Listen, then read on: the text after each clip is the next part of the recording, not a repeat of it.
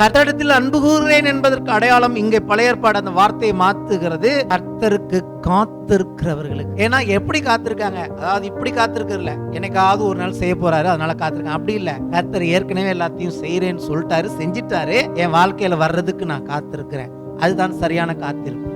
நம்பிக்கை இல்லாம காத்திருக்கிறது இல்ல, ஏதோ குருட்டாட்டமா காத்திருக்கிறது இல்ல, ஏதோ லக்குக்காக காத்திருக்கிறது இல்ல. கர்த்தர் ஆயத்தம் பண்ணினவைகள் என் வாழ்க்கையில் வெளிப்படுவதற்கு, மேனிஃபெஸ்ட் ஆவதற்கு நான் விசுவாசத்தோடு காத்திருக்கிறேன். அப்படி காத்திருக்கிற எனக்கு உலகத்தோட்டத்துக்கு முன்னாடி வச்சிருக்காது யாருக்குமே புரியாது என்று சொல்லுகிறார். தேவனுடைய இருதயத்தில் இருக்கிறது என்னால தேவன் என்கிட்ட பகிர்ந்துக்க முடியுமா? பகிர்ந்துக்க முடியும். ஏன்னா என்கிட்ட இருக்கிறது உலகத்தின் ஆவி இல்ல, அவருடைய ஆவி இருக்கிறபடினாலே கிறிஸ்துவின் சிந்தை எனக்குள்ள இருக்கிறது, ஆவியின் சிந்தை எனக்குள்ள இருக்கிறது. என்னால எக்ஸாக்டா கர்த்தர் என்ன பேச வராரு, என்ன சொல்ல வராருங்கிறத என்னாலே உங்களால புரிந்து கொள்ள முடியும். என்னாலும் உங்களாலும் எதுக்கு முக்கியமா இது சொல்லப்பட்டிருக்குன்னா, நமக்கு தேவன் என்ன ஆயத்தம் பண்ணியிருக்கிறார், உங்களுக்கு என்ன ஆயத்தம் பண்ணியிருக்கிறாரு, உங்க எதிர்காலத்தை குறித்து அவர் என்ன ஆயத்தம் பண்ணியிருக்கிறாரு, உங்க பிள்ளைகளை குறித்து என்ன ஆயத்தம் பண்ணியிருக்கிறாரு அப்படிங்கிறது புரியாத புதிர் அல்ல. அக்கார்டிங் டு திஸ் வேர்ட் நம்மளுடைய எதிர்காலம் ஒரு புரியாத புதிர் இல்ல. தேவன் ஆயத்தம் பண்ணியிருக்கிறவர்களை நாம் தேவனிடத்திலிருந்து கேட்டு பெற்றுக் கொள்ளுகிற ஒரு இடத்துல தேவன் நம்ம வச்சிருக்கிறார்.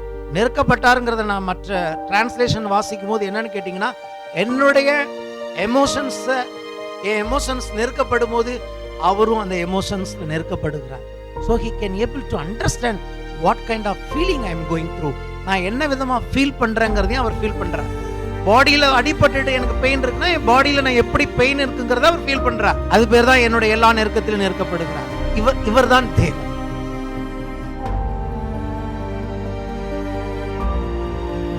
எபேசியருக்கு எழுதின நிருபம் 1ஆம் அதிகாரம் 3 முதல் 4 வசனங்களை நான் வாசிக்கிறேன். நம்முடைய கர்த்தராகிய இயேசு கிறிஸ்துவின் பிதாவாகிய தேவனுக்கு ஸ்தோத்திரம். அவர் கிறிஸ்துவுக்குள் உன்னதங்களிலே ஆவிக்குரிய சகல ஆசீர்வாதத்தினாலும் நம்மை ஆசீர்வதித்திருக்கிறார். தமக்கு முன்பதாக நாம் அன்பில் பரிசுத்தம் உள்ளவர்களும் குற்றமில்லாதவர்களுமாய் இருப்பதற்கு அவர் உலகத் தோற்றத்துக்கு முன்னே கிறிஸ்துவுக்குள் நம்மை தெரிந்து கொண்டபடியே. இது கர்த்தருடைய ஆசீர்வாதம் என்ற தலைப்பில் நான் கர்த்தருடைய வார்த்தையை போதித்து வருகிறேன். இங்கே இருக்கிற ஒவ்வொரு வார்த்தையும் ரொம்ப முக்கியம். அதை பற்றி தான் சமீப காலமாய் நான் பேசி வருகிறேன். ஆசீர்வதித்திருக்கிறார் என்று வேதம் சொல்லுகிறது, பாஸ்ட் டென்ஸ்ல இருக்கு. ஆனால் இங்கே பிரச்சனை என்னன்னா, ஆவிக்குரிய ஆசீர்வாதம் அப்படிங்கிறதுனால தான் எல்லாருக்கும் கொஞ்சம் புரிய மாட்டேங்குது. கிறிஸ்தவ ஜீவியத்தில் முக்கியமாக புரிந்து கொள்ள வேண்டிய காரியம், பிசிக்கலாக காணப்படுகிற ரீதியில் நீங்கள் நம்புறது பார்க்கறது எவ்வளவு நிஜமோ அவ்வளவு ஆவிக்குரிய காரியங்கள் நிஜம். தேவனுடைய கண்ணோட்டத்தின்படி அவர்கள் பார்க்கிறவர்களாக இருந்தார்கள். இன்னைக்கு எல்லா பிரச்சனையும் என்னன்னா, நம்ம இயேசு கிறிஸ்துவுக்குள்ள வந்திருக்கோம். இந்த வசனம் சொல்லுது, அவர் சகல ஆவிக்குரிய ஆசீர்வாதத்தினால் நம்மை ஆசீர்வதித்திருக்கிறார்னா அது அவ்வளவும் நிஜம், அது உண்மை. அந்த ஆசீர்வாதங்களை நாம் பார்க்க தேவன் நமக்கு அந்த பிரகாசமுள்ள மனக்கண்களை கொடுக்கணும். எபேசியரில் இதே 1ஆம் அதிகாரத்தில் 3ஆம் அதிகாரத்திலாம் பவுல் ஜெபிக்கும் போது என்ன ஜெபிக்கிறார்? கிறிஸ்துவின் அன்பின் அகலம் ஆழம் நீளம், அதாவது கிறிஸ்துவின் அன்பின் டைமென்ஷன்ஸ் நம்ம வாழ்க்கையின் எல்லா பகுதியிலும் இயேசு எப்படி நம்மை நேசிக்கிறார் என்பதை பார்க்க தேவன் தான் உதவி செய்யணுமா. அதற்கு ஜெபம் தேவைப்படுகிறது இல்லையா? இப்படி ஜெபம் என்பதே எதற்கு நமக்கு அப்படின்னா, ஜெபம் எதுக்குன்னா, ஜெபம் பண்ணாட்டி ஒன்றும் நடக்காதுங்கிறது இல்லை. அதாவது ஜெபம் எதுக்குன்னா, தேவனுடைய கண்ணோட்டம், தேவன் என்ன விதமாய் பார்க்கிறார் அப்படிங்கிறத நம்ம கரெக்டாக கேட்ச் பண்ணுற இடமாய் ஜெபம் இருக்கிறது. அந்த விசுவாசம் தான் அந்த கண்கள். அந்த விசுவாசத்தை தேவன் கொடுக்கும்போது இந்த ஆவிக்குரிய ஆசீர்வாதங்களில் நாம் வாழ முடியும்.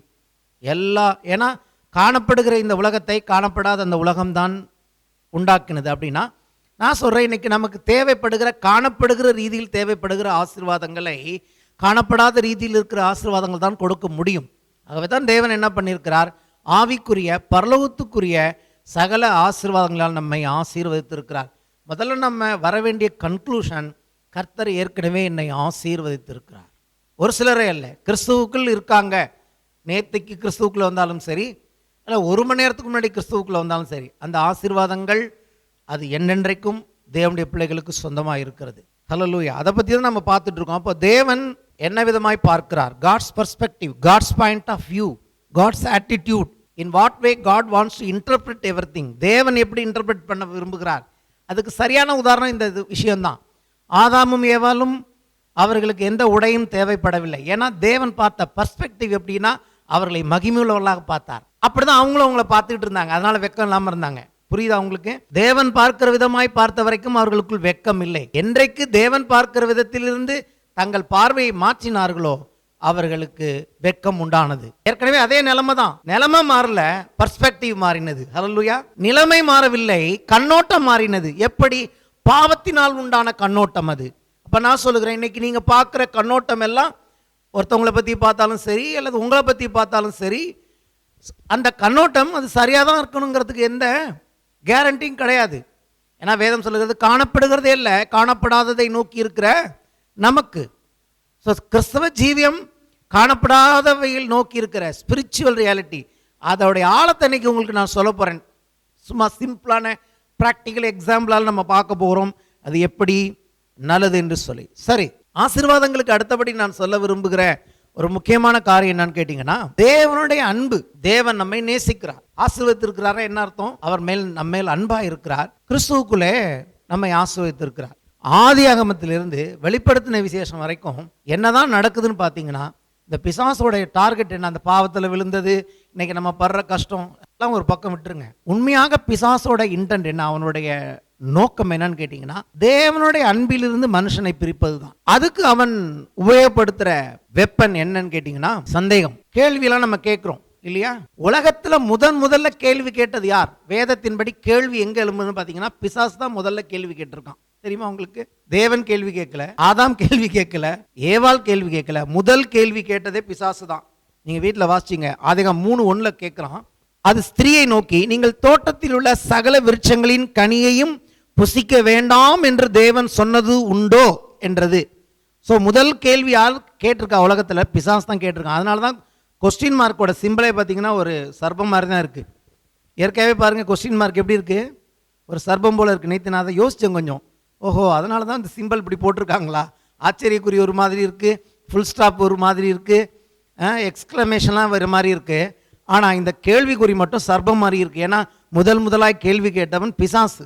அப்போ இவன் எப்போதுமே எதை பற்றிய கேள்வி கேட்கிறான்? முதல் கேள்வி என்னன்னா, தேவன் உங்க மேல அன்பா இருக்கிறாரு, உங்களை ஆசீர்வதிச்சிருக்காரு மட்டும் நம்பிடாதீங்க, உங்ககிட்ட இன்னும் ஒன்றை மறைச்சாரு அப்படிங்க. இதை போலதான் இன்னைக்கு வரைக்கும் ஒரே ஒரு பொய் தான், கர்த்தரை விட்டு பிரிக்கிறது தான் அவனுடைய வேலை. இல்லாட்டி இப்படி பவுல் எழுத மாட்டார் இல்லையா? பவுல் என்ன எழுதுறாரு? ஊழியத்தில் நிறைய கஷ்டப்படுறாரு, அவர் சுவிசேஷ ஊழியம் பண்றாரு, ஊழியத்தில் நிறைய நெருக்கம். அவர் ஒரே ஒரு விஷயம் தான் சொல்றாரு பாருங்க, பரலோகத்துக்கு நான் போக மாட்டேங்கிறத பற்றிலாம் அவர் பயப்படல. ஹல்லேலூயா. ஒரு காரியத்துக்கு தான் அவர் சொல்றார். ரோமர் 8ஆம் அதிகாரம் 36 முதல் 39 வசனம். நான் இன்னும் பிரசங்கத்துக்குள்ளே போகல, கொஞ்சம் பேஸ் போட்டுட்டு இருக்கேன். ரோமர் ஏன்னா அப்பதான் நீங்கள் நானும் இனிமேல் வர்ற நாட்கள்ல ஸ்ட்ராங்கா இருப்போம். எந்த காரியத்தில் ஆண்டவர் என்னை நேசிக்கிறாரா இல்லையான்னு சந்தேகப்பட மாட்டோம், கர்த்தரனை ஆசீர்வதித்திருக்கிறார்கள்னு சந்தேகப்பட மாட்டோம். அதுக்கு தான் இதெல்லாம் நான் பேசிட்டு இருக்கேன். ரோமர் 8ஆம் அதிகாரம் 36 முதல் 39 வசனங்கள். கிறிஸ்துவின் அன்பை விட்டு நம்மை பிரிப்பவன் யார் அப்படின்னு சொல்லிட்டு ஒரு லிஸ்ட் போடுறாரு பாருங்க. உபத்திரவமோ, வியாகுலமோ, துன்பமோ, பசியோ, நிர்வாணமோ, நாசமோசமோ, பட்டயமோ, இவை எல்லாவற்றிலும் நாம் நம்மில் அன்பு கூறுகிறவராலே தேவன் அன்பு கூறுகிறார். முற்றும் ஜெயங்கொள்ளுவர்களாய் இருக்கிறோமே. மரணமானாலும் ஜீவனானாலும் தேவ தூதர்களானாலும் அதிகாரங்களானாலும் வல்லமைகளானாலும் நிகழ்காரியங்களானாலும் வருங்காரியங்களானாலும் உயர்வானாலும் தாழ்வானாலும் வேறு எந்த சிருஷ்டியானாலும், சில சிருஷ்டியெல்லாம் நம்ம பார்த்ததே கிடையாது, நம்முடைய கர்த்தராகிய இயேசுவில் உள்ள தேவனுடைய அன்பை விட்டு நம்மை பிரிக்க மாட்டாது என்று நிச்சயித்திருக்கிறேன். இது ஒண்ணுதான் கிறிஸ்தவ வாழ்க்கையின் மையமா இருக்கு. ஏன்னா அவனுடைய கேள்விகள், அவனுடைய தந்திரங்கள், அவனுடைய உபத்திரவங்கள் எல்லாம் கடைசியா எங்க கொண்டு வந்து நிற்கும்னா, உண்மையிலே தேவன் என்னை நேசிக்கிறாரா, தேவன் என்னை நேசித்தால் ஏன் எனக்கு இப்படி நடக்குது அப்படிங்கிற அந்த இடத்துல தான் நம்மை அவன் தவற வைக்கிறான். ஹல்லேலூயா. அது ஊழியக்காரனையும் விட்டு வைக்கிறதுல, விசுவாசியும் விட்டு வைக்கிறதுல, யாரா இருந்தாலும் ஒரு காலகட்டத்தில் இந்த இடத்துக்கு நம்ம வருகிறோம். ஏன் தேவனே ஏன் என்று சொல்லி கேள்வி கேட்கிற இடத்துக்கு அவன் நம்மை கொண்டு வருகிறான். சரி, அப்போ தேவனுடைய பர்ஸ்பெக்டிவ், தேவனுடைய கண்ணோட்டம், இந்த காலவில் அவருடைய கண்ணோட்டத்தோடு நம்முடைய கண்ணோட்டத்தை இணைக்க தான் நான் பேசிட்டு இருக்கேன். அதை எப்படி இணைக்க முடியும் இன்னைக்கு காண்பிக்க போகிறேன். எப்படி அது சாத்தியம்? தேவன் என்னை பற்றி என்ன வச்சிருக்கிறாருங்கிறத நான் புரிஞ்சுக்கிறதுக்கு என்ன சாத்தியம்? ஒன்று, தேவனுடைய வார்த்தை இருக்கு, வசனத்தை வச்சு புரிஞ்சுக்கலாம், இதான் கர்த்தருடைய பர்ஸ்பெக்டிவ்னு. அதை தவிர இன்னும் என்ன இருக்குன்னு இன்னைக்கு நான் உங்களுக்கு காண்பிக்க போகிறேன். அதுக்கு முன்னாடி ஒரு சில பர்ஸ்பெக்டிவை நம்ம பார்ப்போம். அதாவது ஆசீர்வாதம் அப்படின்னு வரும்போது தேவன் அதை மாற்றிக்கொள்ள மாட்டார் இல்லையா? ஏன்னு கேட்டீங்கன்னா, போன வாரம் நான் காண்பிச்சேன், தேவனுடைய ரகசியமான ஒரு திட்டம் என்று பவுல் எழுதுகிறார். எப்போ? உலக தோற்றத்துக்கு முன்னாடி இருந்து தேவன் ஒரு திட்டத்தை ரகசியமா தன் மனசுல வச்சிருந்தாரு.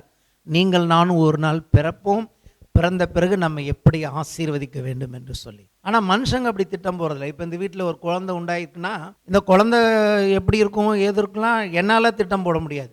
பிறந்த பிறகுதான் நான் பார்க்குறேன், அதன் மேல அன்பா இருக்கிறேன். ஒருவேளை இதுக்கப்புறம் நான் அந்த பிள்ளைக்கு ஒரு திட்டத்தை போடலாம் இல்லையா? ஆனா தேவன் அப்படி போடல. இந்த பிள்ளை பிறந்த பிறகு திட்டம் போடல, நீங்கள் நானும் பிறந்த பிறகு திட்டம் போடல. உலக தோற்றத்துக்கு முன்னதாகவே ரகசியமா தேவனுக்குள்ள அந்த திட்டம் இருந்தது. அந்த திட்டம் தான் இப்போ அவர் நிறைவேற்றி இருக்கிறார் அப்படின்னு வேதம் சொல்கிறது. அப்போ இந்த திட்டத்தில் ஒரு முக்கியமான திட்டம், உங்களை என்னையும் ஆசீர்வதிப்பது, நீங்கள் நான் நன்றாயிருக்க வேண்டும் என்று தேவன் திட்டம் போட்டிருந்தார். அப்போ அவருடைய திட்டத்தை நீங்கள் நானும் புரிந்து கொள்ள வேண்டும். ஹல்லேலூயா. ஏன்னா இது ரகசியமான திட்டமாக இருந்திருக்கு.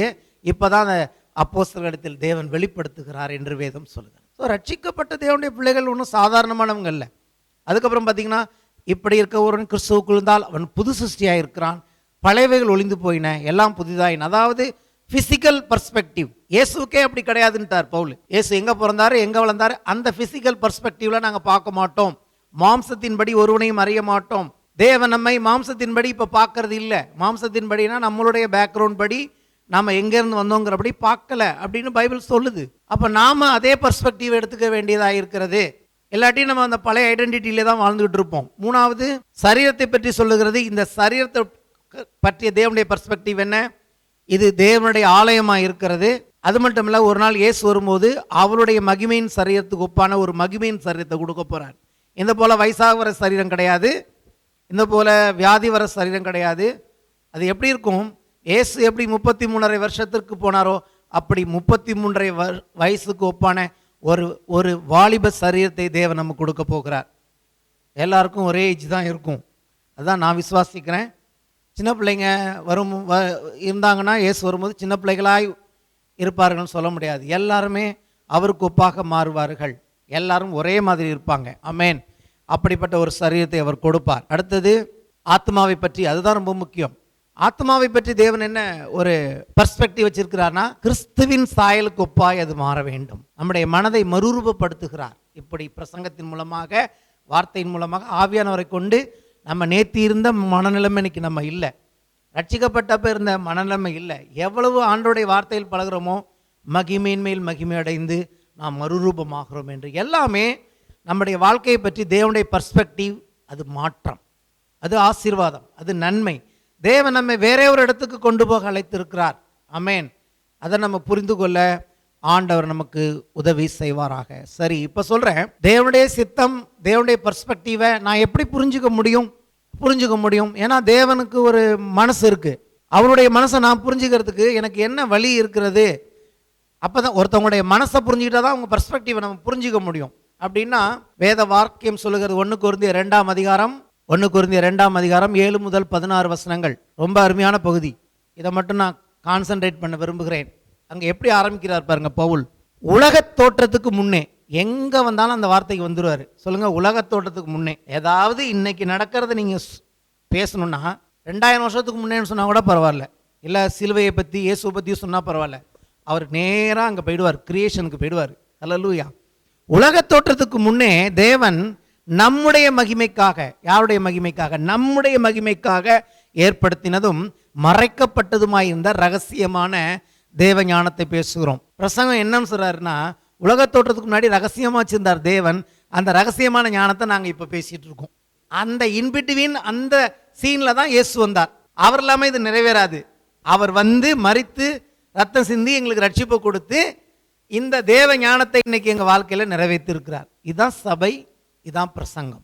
அதை இப்பிரபஞ்சத்து பிரபுக்களில் ஒருவனும் அறியவில்லை.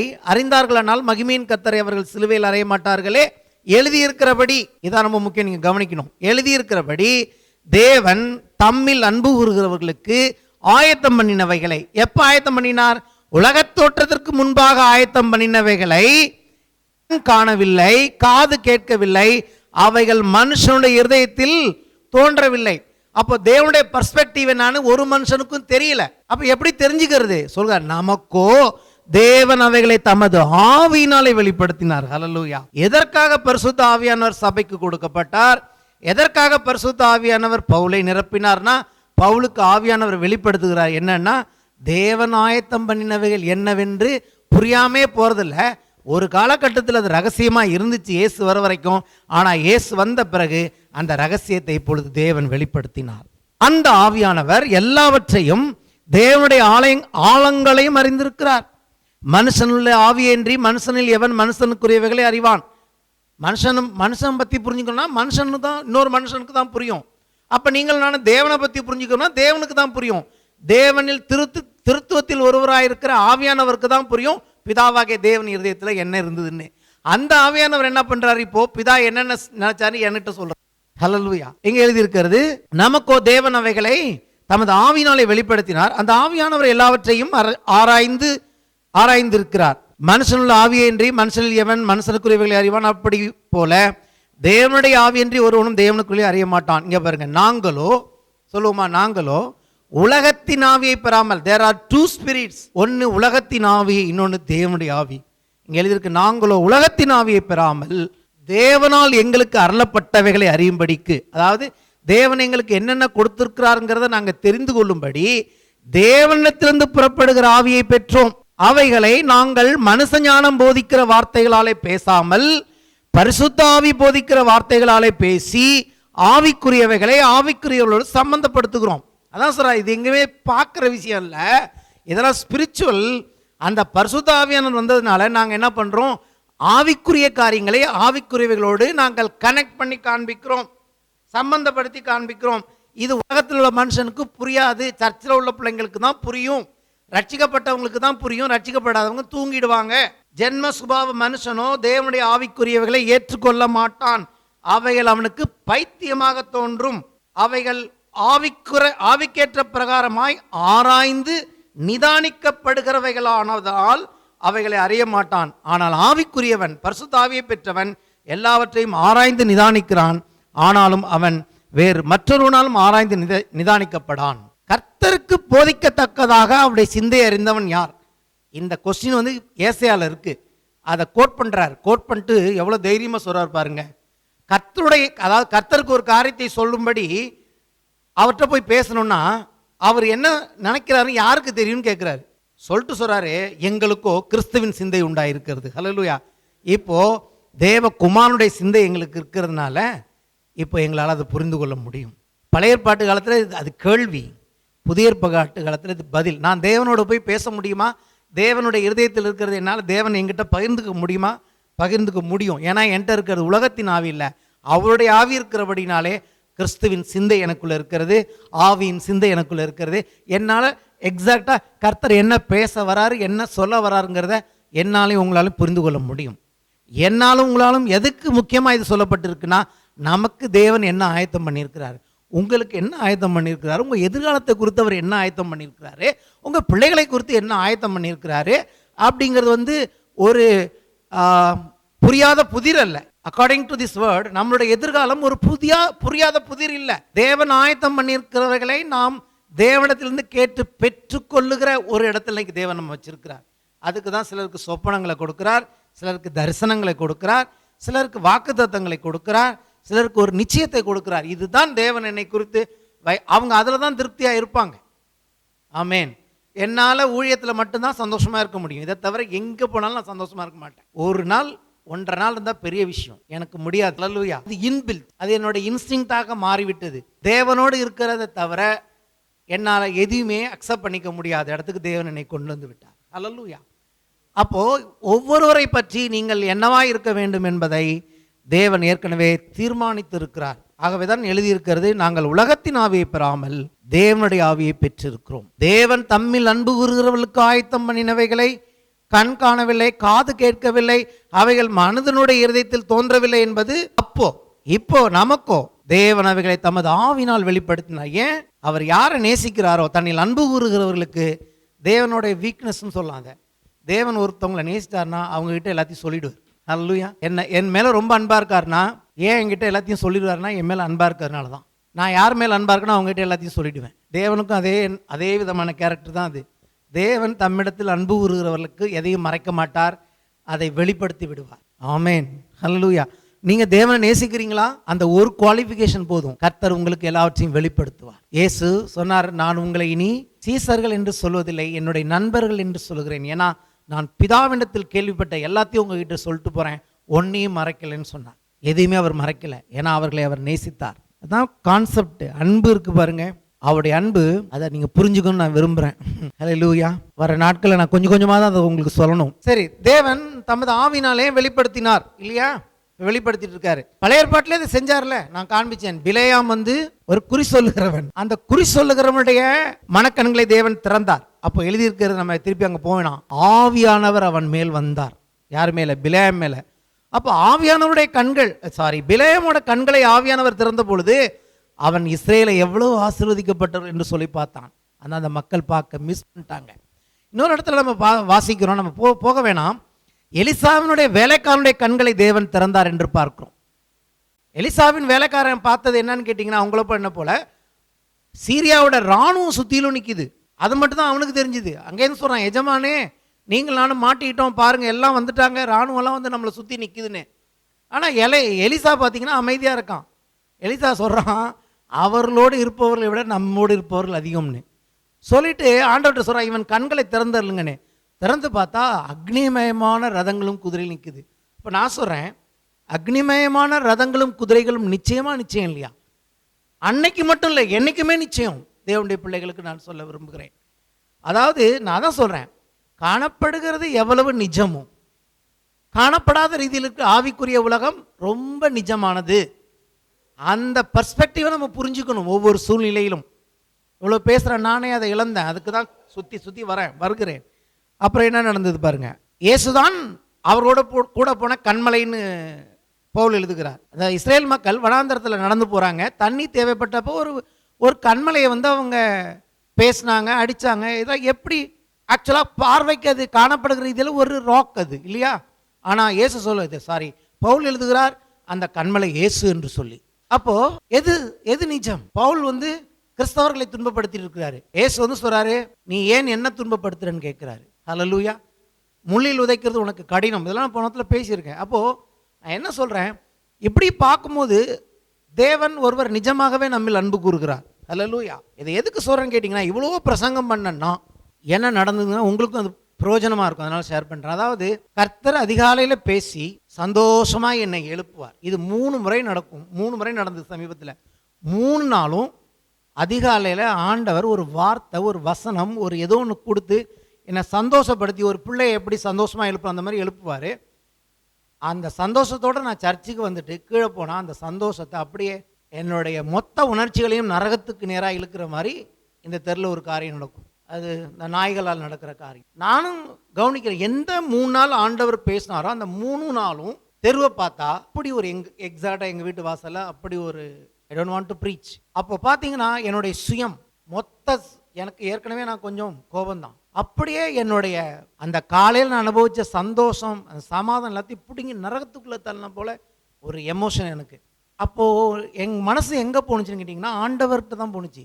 எப்படி நீங்கள் இதை எனக்கு அனுமதிக்கணும்? எனக்கு ஸ்மெல் பிடிக்காதுன்னு உங்களுக்கு தெரியும், நான் ஸ்மெல்லே எனக்கு பிடிக்காது. ஆனால் எனக்கு எப்படி நீங்கள் இதை அனுமதிக்கிறீங்க அப்படின்னு சொல்லிட்டு 1 நாள் விட்டேன். 2வது 3வது நாள் என் வார்த்தை எந்த அளவுக்கு வந்ததுன்னா, நான் எந்த தேவனுக்கு ஊழியம் செய்கிறேனோ அந்த தேவன் ஒருத்தர் இருக்கிறாரா, கர்த்தர் ஒருத்தர் இருக்கிறாரா, நான் இவருக்கு தான் ஊழியம் செய்கிறேனா, அப்படி இருக்கிறாரா, எங்கே போயிட்டாரு, ஏன் இவ்வளவு மோசமாக எனக்கு காரியங்கள் நடக்குது அப்படின்னு நான் வாய் விட்டு கேட்டேன். அதோட கூட ஃபாஸ்டிங் ப்ரேயர், கோபத்தோடு தான் ஃபாஸ்டிங் ப்ரேயருக்கு வந்தேன். வேற வழி இல்லை, ஃபாஸ்டிங் ப்ரேயர் நடத்தணும். ஆராதனை பண்ணேன், கோபத்தோடு தான் அவர் ஆராதிச்சேன். ஆனால் ஒன்று மட்டும் சொன்னேன் ஜோனாட்ட, பேசுவார் நிச்சயமா, ஏன்னா எப்பவுமே பேசுவார் உபாத ஜபத்தில், இதுக்கு ஒரு பதில பேசுவார். கோபம் ஆனால் குறையவே இல்லை எனக்கு. கோபத்தோடு தான் ஆராதிச்சேன், கோபத்தோடு உட்காந்து வழக்கமாக வசனத்தை சொல்லுவேன், வசனமே சொல்லலை, நேராக ஜபத்துக்கு போயிட்டோம். ஜபம் செய்து கொண்டிருந்த போது ஆண்டவருடைய வார்த்தை வந்தது. ஹல்லேலூயா. இது ஏற்கனவே நான் பிரசங்கம் பண்ணியிருக்கேன், அது ஒன்றும் எனக்கு புதிய வார்த்தை இல்லை. ஏசாயா 63:9 முதல் 10 வசனங்கள். அதில் ஃபஸ்ட்டு போர்ஷனை மட்டும் நான் வாசிக்கிறேன். அவர்களுடைய எல்லா நெருக்கத்திலும் அவர் நெருக்கப்பட்டார். ஹல்லேலூயா. அவருடைய சமூகத்தின் தூதனானவர் அவர்களை ரட்சித்தார். அவர் தமது அன்பின் நிமித்தம் தமது பரிதாபத்தின் நிமித்தமும் அவர்களை மீட்டு பூர்வ நாட்கள் இல்லாம அவர்களை தூக்கி சுமந்தார். இதெல்லாம் சர்ச்சுக்கு எத்தனை வாட்டி சொல்லியிருக்கேன். பழைய ஏற்பாட்டு காலத்துல மட்டும் ஆண்டவர் தூக்கி சுமக்கிறவர்ல இப்பயும் நம்மளை சுமந்துட்டு இருக்கிறாருன்னு பிரசங்கெல்லாம் பண்ணிட்டு அடுத்த வசனம் பாருங்க. அவர்களோ கலகம் பண்ணி அவருடைய பரிசுத்த ஆவியை விசனப்படுத்தினார்கள். அதனால் அவர் அவர்களுக்கு சத்ருவாய் மாறி அவரை அவர்களுக்கு விரோதமாக யுத்தம் பண்ணினார். இந்த பகுதியில் நான் என்ன சொல்ல வரேன்னா, முதல் வசனம் தான் என்னை சாக்கடிச்சுது. அவருடைய எல்லா நெருக்கத்திலும் அவர் நெருக்கப்பட்டார். அதாவது இஸ்ரேல் ஜனங்கள் அந்த வனாந்தரத்தில் போகும்போது அவங்களுக்கு என்னென்ன நெருக்கம் உண்டானுச்சோ, அவங்க என்னென்ன எமோஷன்ஸ் அனுபவிச்சாங்களோ, அவங்க என்னென்ன ஃபிசிக்கல் அனுபவிச்சாங்களோ அதெல்லாம் ஆண்டவரும் அனுபவித்தார் என்று வேதம் சொல்கிறது. இது பெரிய ஆச்சரியமான விஷயம். அவர் தேவனாக இருந்தால் கூட பயணத்தில் அவங்களுடைய கஷ்டத்தில் அவர் பங்கெடுத்துட்டார். கேட்டார், என்ன ஆண்டவரை, நீ இன்னைக்கு இவ்வளோ இவ்வளோ அறிவுள்ளவன், இவ்வளோ ஞானம் உள்ளவன், என் மேலே அன்பாக இருக்கிறவன், உன்னை நான் காலையில் அன்பாக தான் எழுப்புறேன், இப்படி நடக்கும்போது நீ என்ன புரிஞ்சுக்கணும், நீ மட்டுமா இதை அனுபவிக்கிற, உன்னோட சேர்ந்து நானும் அனுபவிக்கிறேங்கிற அந்த வார்த்தை ஏன் உன் வாயில வரல? அப்ப நீ விசுவாசிக்கல தானே? நீ மட்டுமா இந்த இந்த இந்த நாற்றத்தை நீ சகிச்சிட்டு இருக்க? எப்போ ஆண்டவரே நாம்ங்கிற வார்த்தையை பிரிஞ்சு நான் என்று சொல்லுகிறேனோ அது மாம்சத்துக்குரியதாய் மாறுகிறது. உண்மையான விசுவாசம் என்னன்னா, அவர் சொல்லியிருக்காரு, நீ தண்ணீர்களை கடக்கும் போது நான் உன்னோடு இருக்கிறேன், நீ ஆறுகளை கடக்கும் போது நான் உன்னோடு இருக்கிறேன், அவைகள் புரளுவதில்லை, அக்னியில் நடந்தாலும் வேகாதிருப்பாய், அக்னி ஜுவாலை உன்னை பற்றி. அப்பனா ஆண்டவர் நம்முடைய எல்லா நாட்டமான பகுதியை கடந்து போகும்போதும் என்னோட தான் வருகிறார்.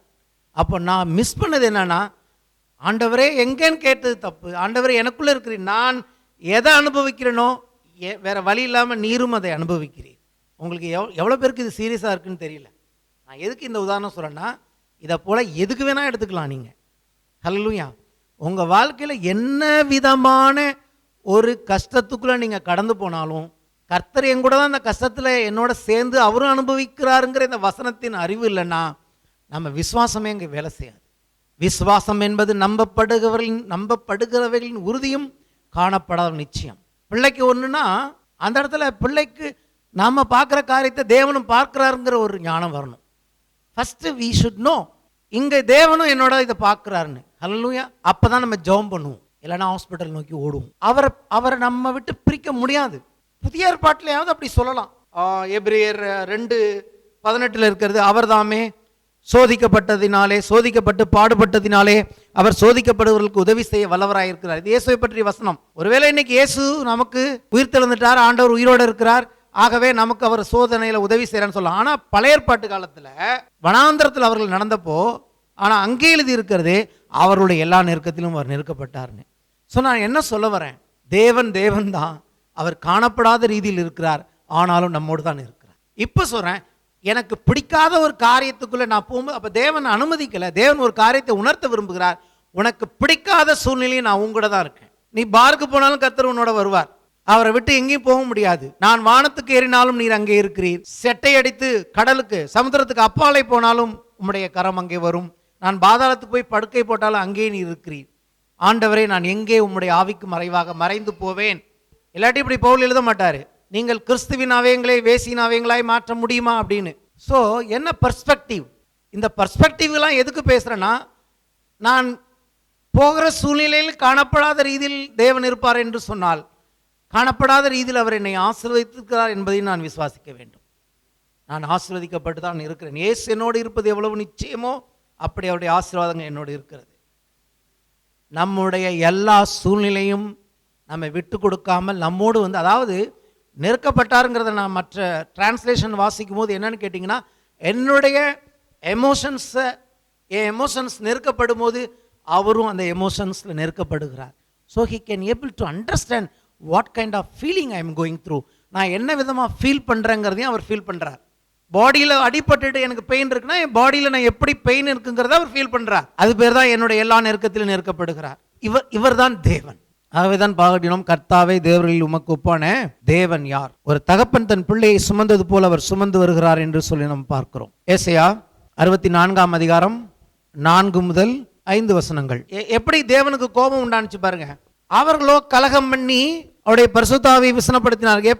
எப்படி? அதாவது நல்லா புரிஞ்சுங்க, இவங்க கஷ்டத்து வழியா போறாங்க, அவரும் இவங்களோட கஷ்டப்படுறாரு. ஆனா அப்படி ஒருத்தர் கூட இருக்கிறாருங்கிறதே விசுவாசிக்காம, தேவன் எங்களை இப்படி கொண்டு வந்தாரு, எங்களை அப்படி, நான் சொன்னது போலதான் அவர் எங்களை கொல்லவா எகிப்திலிருந்து கொண்டு வந்தார் அப்படிலாம் பேசினப்ப என்ன சொல்ல வராங்க, அவங்க காணப்படுற அந்த சூழ்நிலையை பார்த்தாங்களோ ஒழிய தேவனை பார்க்கல. அது தேவனை விசனப்படுத்தினது, ஆவியானவரை இது துக்கப்படுத்தினது. இன்னைக்கும் இது போல வார்த்தைகள், அவிசுவாச வார்த்தைகள் தேவனை துக்கப்படுத்தும். நான் உபவாச ஜெபத்தில் மிட்லேயே நாங்கள் ப்ரேயர் கொஞ்ச நேரம் நிறுத்திட்டோம். நான் ஆண்டவரிடத்தில் மிகவும் வருந்தி மன்னிப்பு கேட்டேன். என் வாழ்க்கையில் இனி ஒரு வார்த்தை இப்படி பேச மாட்டேன்னு நான் கர்த்தருக்கு ஒப்பு கொடுத்தேன், மன்னிப்பு கேட்டேன். ஹல்லேலூயா. நான் பேச மாட்டேன் டாடி இந்த போலன்னு சொல்லிட்டேன். என்னை நான் செப்பரேட் பண்ணிக்க மாட்டேன்னு சொல்லிட்டேன். ஏன்னா நாம் இருவரும் ஒன்றாயிருக்கிறோங்கிறது தான் என்னுடைய தீமே. நாம் என்றைக்குமே பிரிஞ்சதுலேருந்து தான் நான் பேசிகிட்டு இருக்கேன். அவர் சொல்கிறேன், நீ தூங்கும்போது மட்டும்தான் அவங்க கூட இருக்குன்னு நினைச்சிக்கிறியா? அப்போ தூங்கும்போது மட்டும்தான் அவங்க கூட இருப்பேனா? மற்ற நேரத்தில் இருக்க மாட்டேனா? நீ எங்கே போனாலும் உங்க கூட நான் இருப்பேன் அப்படிங்கிற அந்த ஞானம், அறிவு நமக்கு ரொம்ப முக்கியமாக இருக்குது. அப்போது அதற்கு விரோதமாக அவர்கள் பேசினாங்க. அவங்க என்ன பேசினாங்க? அவருடைய பார்வைக்கு நாங்கள் வெட்டுக்கிளிகளை போல இருந்தோம், எங்களுடைய பார்வைகளுக்கும் வெட்டுக்கிளியை போல இருந்தோம் அப்படின்னா ஆண்டவருக்கு என்ன ஆச்சு? அது ஒரு கலகமா? அப்போ கலகம்னா என்ன? அக்கார்டிங் டு பைபிள் கர்த்தருக்கு விரோதமாக கலகம் பண்ணுறதுனா என்னன்னா, கர்த்தர் கூட இருக்கிறாருங்கிறத மறந்துட்டு நம்ம பேசுகிற பேச்சுகளின் பேர் தான் கலகம். கர்த்தருக்கு விரோதமாக கலகம் பண்ணுறதுனா என்னன்னு நீங்கள் கற்றுங்க இன்றைக்கி இந்த பிரசங்கத்துலேருந்து. கர்த்தருக்கு விரோதமாக கலகம் பண்ணுறது என்னென்னா, உங்கள் வீட்டில் ஒரு சண்டை நடக்குது, எக்ஸ்ட்ரீம் எண்டுக்கு போகுது. அப்போது நீங்கள் என்ன நினச்சிக்கிறீங்க? கர்த்தருக்கு இதெல்லாம் கேட்கல அப்படின்னு நினச்சிக்கிட்டிங்கன்னா நீங்களும் பேசுவீங்க. ஆனால் கர்த்தர் இதெல்லாம் கேட்குறாரு அப்படின்னா நம்ம என்ன பண்ண மாட்டோம்? நம்ம கலகம் பண்ணாமல் அமைதியாக இருந்து விடுவோம். எக்ஸ்ட்ரீம் மைண்டாக நடக்குது. அதை என்னால் ஆர்டர் சொல்ல என்னால் பேர் பண்ண முடியாது. அந்த நாற்றத்தை, எந்த நாற்றமே எனக்கு பிடிக்காது, அது எனக்கு தெரிஞ்சவங்களுக்கு தெரியும். அது இது போல் ஒரு உச்சக்கட்டம் என்னை ஃபுல்லாக pulling my strings in to hell, அப்படியே பிடிச்சி என் உணர்ச்சிகளை கொந்தளிக்க வைக்குது. அப்போ கொந்தளிக்கும் போது தான் நம்ம நிதானிக்க வேண்டியதாக இருக்கிறது. ஆமென். சூழ்நிலை நம்ம என்ன பண்ணுது? நம்மளுடைய திராணிக்கு மேலே நான் அப்படியே சொன்னேன், திராணிக்கு மேலாக சோதிக்கப்பட விடமாட்டேன்னு சொல்லிட்டு நீங்கள் இப்போ திராணிக்கு மேலாக சோதிக்கப்பட விடுறீங்க அப்படின்னு. நான் பெரிய ஆள் ஆகிட்டேன், கர்த்தர் ஒரு மாதிரி கெட்டவர் ஆகிட்டார் சூழ்நிலையை பார்த்து. அப்போ தான் ஆண்டவர் சொன்னார், நான் இப்போ உங்க கூட தான் இருக்கேன். அல்லேலூயா. நீ ஒரு காரியத்தை புரிஞ்சுக்கோ, நெருக்கத்தில் நான் அவங்க கூட தான் இருக்கேன்னு. அப்போ கர்த்தருக்கு விரோதமாக கலகம் பண்ணுற வார்த்தைகள் என்னன்னு கேட்டிங்கன்னா, ஒரு க்ஷணப்பொழுது பிசாசு நம்ம என்ன பண்ண வைக்கிறான்? கர்த்தர் நம்ம கூட இருக்கிறாருங்கிறத மறக்க வச்சிடறான். ஆனால் சங்கீதக்காரன் சொல்லுகிறான், நான் மரண இருளின் பள்ளத்தாக்கில் நடந்தாலும் பொல்லாப்புக்கு பயப்பட மாட்டேன். ஐயோ இருட்டு, மரணத்துக்குள்ளே போகிறேன்னு பயப்பட மாட்டேன். அப்பொழுதும் தேவரீர் என்னோடு இருக்கிறீர், உமது கோலும் உமது தடியும் என்னை தேற்றும். சங்கீதக்காரன் ஏன் அவன் சங்கீதக்காரனாக இருந்தான்னா, அவன் எப்போதுமே சொல்கிறான், அவனுடைய எல்லா சூழ்நிலையும் கூட கர்த்தர் என்னோடு தான் இருக்கிறார். அவன் வனாந்திரத்தில் போய் தண்ணி கூட இல்லை ஒரு இடத்துல, அப்படியே சாகக்கூடிய நிலைமையில் இருக்கும்போது கூட சொல்கிறான், ஜீவனை பார்க்கிலும் கிருபை நல்லது. அதை போல சூழ்நிலையில் கூட கர்த்தர் எனக்கு ப்ரொவிஷன் கொடுப்பார் என்பதை அவன் நம்புகிறான், விசுவாசிக்கிறான். ஆகவே அவனுடைய வாழ்க்கையின் எல்லா பயங்கரமான சூழ்நிலையும் கர்த்தர் அவனுக்கு ஆதரவாக இருந்தார். ஏசாயா 64:4-5 நம்ம பார்த்தோம்ல, கர்த்தருக்கு தன்னிடத்தில் அன்பு கூறுகிறவர்களுக்கு தேவன் ஆயத்தம் பண்ணினவைகள்னு. அதை பவுல் வேற ஸ்டைல் எழுதியிருக்கிறார். உண்மையான ஸ்டைல் பாருங்க. இங்க தேவனே உமக்கு காத்திருக்கிறவர்களுக்கு நீர் செய்பவைகளை நீரே அல்லாமல் உலகத் தோற்றம் முதற்கொண்டு ஒருவரும் கேட்டதில்லை, செவியால் உணர்ந்ததும் இல்லை, அவைகளை கண்டதும் இல்லை. அங்க ஒரு வார்த்தை தான் இங்க மாறுது. ரெண்டும் ஒரே வார்த்தை தான். தேவனிடத்தில் அன்பு கூறுகிறவர்களுக்கு அப்படிங்கிற வார்த்தை இங்க கொஞ்சம் மாறுது. அப்பனா தேவனிடத்தில் நான் அன்பு கூறுகிறேன் அப்படின்னா யாருன்னா, நான் தேவனுக்கு காத்திருக்கிறவனா இருக்கிறேன். ஹல்லேலூயா. கர்த்தருக்கு காத்திருந்தா நான் அப்படி பேச மாட்டேன். கர்த்தரிடத்தில் அன்பு கூறுகிறேன் என்பதற்கு அடையாளம் இங்கே பழைய ஏற்பாடு அந்த வார்த்தையை மாற்றுகிறது, கர்த்தருக்கு காத்திருக்கிறவர்களுக்கு. ஏன்னா எப்படி காத்திருக்காங்க? அதாவது இப்படி காத்திருக்கிறதில்ல, என்னைக்காவது ஒரு நாள் செய்ய போறாரு அதனால காத்திருக்காங்க, அப்படி இல்லை. கர்த்தர் ஏற்கனவே எல்லாத்தையும் செய்கிறேன்னு சொல்லிட்டாரு, செஞ்சிட்டாரு, என் வாழ்க்கையில் வர்றதுக்கு நான் காத்திருக்கிறேன். அதுதான் சரியான காத்திருப்பு. நம்பிக்கை இல்லாமல் காத்திருக்கிறது இல்லை, ஏதோ குருட்டாட்டமாக காத்திருக்கிறது இல்லை, ஏதோ லக்குக்காக காத்திருக்கிறது இல்லை. கர்த்தர் ஆயத்தம் பண்ணினவைகள் என் வாழ்க்கையில் வெளிப்படுவதற்கு, மேனிஃபெஸ்ட் ஆவதற்கு நான் விசுவாசத்தோடு காத்திருக்கிறேன். அப்படி காத்திருக்கிற எனக்கு தேவன் என்னென்ன வச்சிருக்கிறாருங்கிறத உலகத் தோற்றத்திலேருந்து அவர் வச்சிருக்கிறாரு. உலகத் தோற்றத்துக்கு முன்னாடி வச்சிருக்காரு, யாருக்குமே புரியாது என்று சொல்லுகிறார்.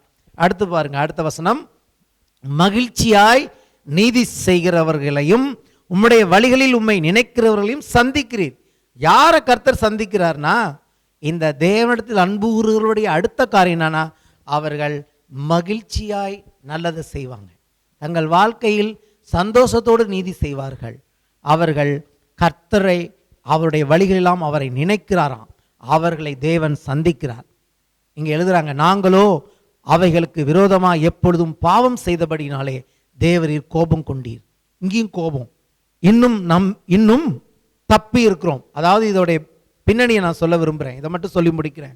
இஸ்ரேல் மக்கள் வனாந்தரத்தில் நடந்து வந்த போது என்ன செஞ்சாங்கிறத இவங்க பேசுறாங்க. பேசிட்டு அதுக்கப்புறம் வாட்சி பார்த்தீங்கன்னா இன்னைக்கு அந்த தேவன் எங்கேன்னு கேள்வி கேட்குறாங்க. ஏன்னா இப்போ இவங்க எங்கே இருக்காங்கன்னு கேட்டிங்கன்னா பாபிலோனில் இருக்காங்க. இந்த வசனங்கள் 64ஆம் வசனத்தில் சொல்கிறாங்களே, தேவனை உமக்கு காத்திருக்கிறவர்கள், இங்கே எங்கே இது பேசுகிறாங்க? பாபிலோனில் இருக்காங்க. இப்போ பாபிலோனில் அடிமைத்தனத்தில் இருக்காங்க. அதாவது எகிப்தின் அடிமைத்தனத்திலிருந்து தேவன் வெளியே கொண்டாந்தாரு. அப்போ அவர்களோடு நெருக்கப்பட்ட தேவனை அவங்க பார்க்கல. அப்போ விரோதமாக கலகம் பண்ணாங்கங்கிறத பேசிட்டு அதுக்கப்புறம் நடந்த காரியங்களாம் இவங்க மறுபடியும் மேலும் மேலும் கர்த்தருக்கு பாவம் பண்ணி இப்போ பாபிலோனில் அடிமையில் இருக்காங்க. எகிப்தில் இல்லை, பாபிலோனில் இருக்காங்க. பாபிலோனில் இருந்துக்கிட்டு இப்போ தேவன் எங்களுக்கு உதவி செய்ய வேண்டும் என்று சொல்லி இதெல்லாம் சொல்கிறாங்க. அன்னைக்கு அப்படி பண்ணீங்களே, இன்னைக்கு அந்த தேவன் எங்கே? இன்னைக்கு நாங்கள் இவ்வளோ கஷ்டப்படுறோம், எங்களுக்கு உதவி செய்யுங்க ஆண்டவரேன்னு.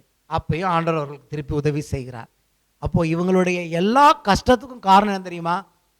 என்னுடைய பயணத்தில் என்னோடு நெருக்கப்படுகிற ஒரு நல்ல தேவன் எங்களோடு வருகிறாருங்கிற அந்த ஒரு காரியத்தை அவங்க மிஸ் பண்ணது போல, அன்னைக்கு ஏற்பட்ட உணர்ச்சி வயப்பட்டு நான் அதை மிஸ் பண்ண நினைத்தது போல நீங்கள் நானும் யாருமே அதை மிஸ் பண்ணக்கூடாது என்று தேவன் விரும்புகிறார்.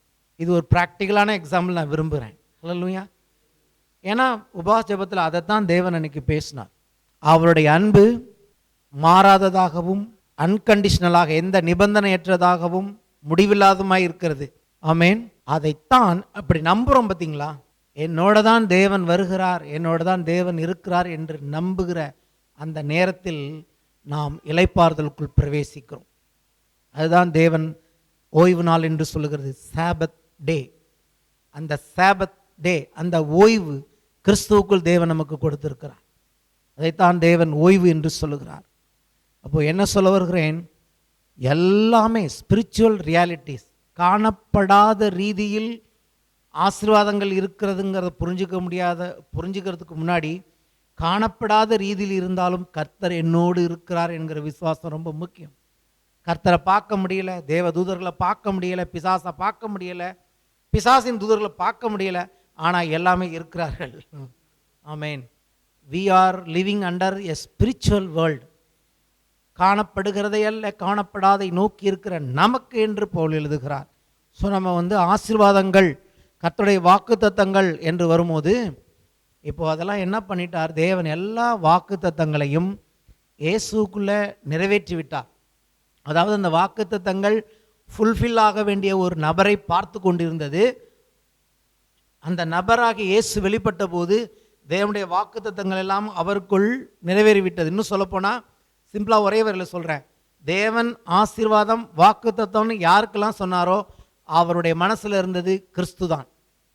அதாவது ஒரு ஆபிரகாமை பற்றி சொல்லும் பொழுது, உனக்குள் சகல ஜாதிகளும் ஆசீர்வதிக்கப்படும் என்று ஆபிரகாமுக்கு சொன்னாலும் அது ஆபிரகாமுக்கு அல்ல, ஆபிரகாமின் மூலமாக கிறிஸ்துவின் மூலமாக உலகத்தின் சந்ததிகள் ஆசீர்வதிக்கப்படும் என்று சொன்னார். அப்போ தேவன் தான் அழைத்த எந்த மக்களை பார்த்து ஒரு ஆசீர்வாதம் கொடுத்தாலும் அதனுடைய நிறைவேறுதல் கிறிஸ்துவுக்குள் இருக்கிறது. அப்போ நான் சொல்கிறேன், ரொம்ப ஈஸி. ஆபிரகாமுக்கு சொன்னாலும் சரி, எனக்கு சொன்னாலும் சரி, அது எல்லாமே கிறிஸ்துவுக்குள்ளே நிறைவேறிட்டு. அப்போ நான் என்ன பண்ண போகிறேன்? நிறைவேறுதலுக்காய் காத்திருக்க போவதில்லை, அதை வாங்கி வச்சுட்டு போயிட்டு ஈஸியாக வாங்கி கொள்ள போகிறேன். அவர்கிட்ட எல்லாமே இருக்குது. ஆகவே தான் கிறிஸ்துவுக்குள்ளே ஆசீர்வதிச்சிட்டாரு. ஸோ எல்லாமே அவர்கிட்ட இருக்குது. நான் போய் என்ன பண்ண போகிறேன்? ஜஸ்ட் என்னுடைய எதுவோ லீகலாக நான் போய் எடுத்துக்கலாம். ஆண்டவர்கிட்ட போயிட்டு விசுவாசத்தோடு எடுத்துக்க வேண்டியதான் என் வேலை. இப்போ காத்திருக்கிறதில்ல, எல்லாமே அவருக்குள் ஆம் என்றும் ஆமேன் என்றும் அவருக்குள் நிறைவேறிவிட்டபடினாலே, கிறிஸ்துவுக்குள்ள நான் இருக்கிறபடினாலே நான் என்ன பண்ண போகிறேன்? அதாவது கிறிஸ்துவுக்கு தான் தேவன் கொடுத்துருக்கிறாரு. ஆனால் கிறிஸ்துவை தேவன் என்னை கிறிஸ்துவுக்கு கொடுத்துருக்கிறபடினாலே, கிறிஸ்துவுக்கு நான் சொந்தமாக இருக்கிறபடினாலே, எதெல்லாம் அவருக்கு சொந்தமோ எனக்கும் சொந்தம். அதனால தான் நாங்கள் 2 பேரும் ஒன்றா இருக்கோம். அவரோடலாம் எனக்கு, என்னோடலாம் அவருக்கு அப்படின்னா, அப்போ நான் போய் தேவன்கிட்ட போய் எனக்கு கேட்க போகிறதில்ல, எடுத்துக்கொள்ள போகிறேன். விசுவாசம் ஆசீர்வாதங்களை எடுத்துக்கொள்கிறது. இல்லாட்டி அவர் நானும் ஒன்றா இருக்கோம், நாங்கள் ஒன்றா தான் நடந்துருக்கோம், நாங்கள் ஒன்றா தான் சாப்பிட்றோம். இப்போ ஜெபமே எனக்கு கொஞ்சம் மாறிட்டு, தேவனிடத்தில் போய் சாப்பாட்டை ஆசீர்வதிங்கன்னு கேட்டது ஒரு ஸ்டைல். இப்போ அப்படி இல்லை, ஆண்டவரே நாம் சேர்ந்து சாப்பிடுவோம் சொல்லுகிறது தான் சரியான ஸ்டைல். வேதம் சொல்லுகிறது, புசித்தாலும் குடித்தாலும் எதை செய்தாலும் தேவனுடைய நாமத்தின் மகிமைக்கென்று செய்யுங்கள். அவர் புசிக்க முடியுமா? புசிக்க முடியும். வெளிப்படுத்தின விசேஷத்தில் எழுதியிருக்கிறாரு, இதோ நான் வாசல் படியில் நின்று கதவை தட்டுகிறேன், ஒருவன் என் சத்தத்தை கேட்டு கதவை திறந்தால் நான் அவனோட போஜனம் பண்ணுவேன். அது என்ன போஜனம்? ஆவிக்குரிய போஜனம், அதை பற்றிலாம் பேச்சு. எனக்கு போஜனம் பண்ணுவேன்னு சொல்லிட்டாரு. அப்போ நான் சொல்கிறேன், எங்கூட சேர்ந்து சாப்பிடுங்க. let us eat together, let us go together, let us walk together. ஏனோக்கு தேவனோடு நடந்தான் என்று வேதம் சொல்கிறது. ஸோ நான் இப்போ கொஞ்சம் கொஞ்சமாக மாறிட்டேன். let us sleep together, let us walk together. இப்போ ஒரு இடத்துக்கு வந்திருக்கேன், let us eat together. ஆமேன். அவரோடு அப்படித்தான் இந்த பந்தியெல்லாம் நம்ம எடுக்கிறோம். இந்த அவருடைய சரீரம், அவருடைய ரத்தம் அடையாளமாக கர்த்தருடைய கம்யூனிலாம் எப்படி எடுக்கிறோம்? அப்படி தான் எடுக்கிறோம். ஹல்லேலூயா. கர்த்தர் நம்மை ஆசீர்வதிப்பாராக. எழுந்து நிற்போம்.